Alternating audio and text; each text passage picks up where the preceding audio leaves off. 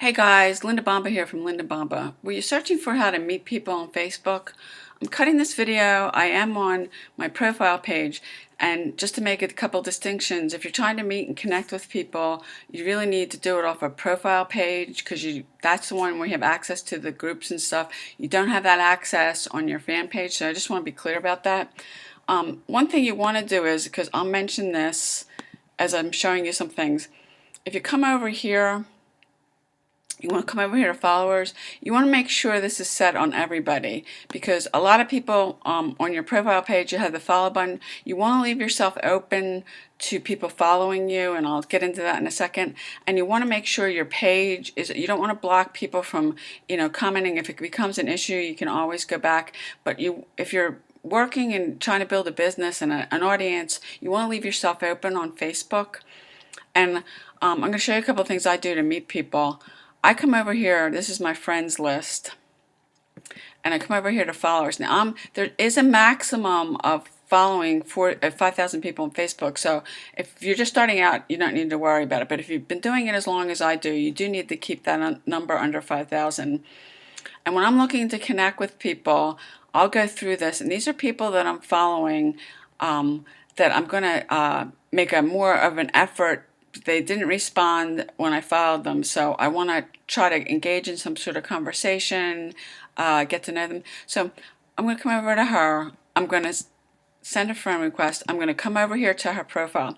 You want to look at somebody's profile. I mean, she's got nice pictures of herself. She posted, if somebody hasn't posted in the last 24 to 48 hours, I usually move on. I'm looking for active people, but she posted in the last 24 hours. And so I'm going to leave a comment on this, and I'm going to tag her. I'm going to like it. I'm going to say, these are great pictures. And if you're following somebody, if you put the @ in front of their name, you can tag them.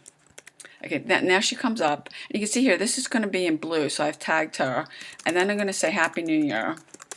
And when you tag somebody, what it does is they get a message.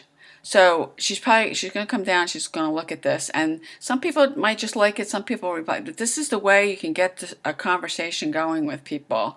Now, another thing I do, I'll go over this real quick with the following. I'll go through my news feed. I'm looking for threads here that have a lot of likes and comments on them. And I'm looking for something I can comment on. Now, okay, this one, I know Timothy. Well, actually, that's not his. That's in a group.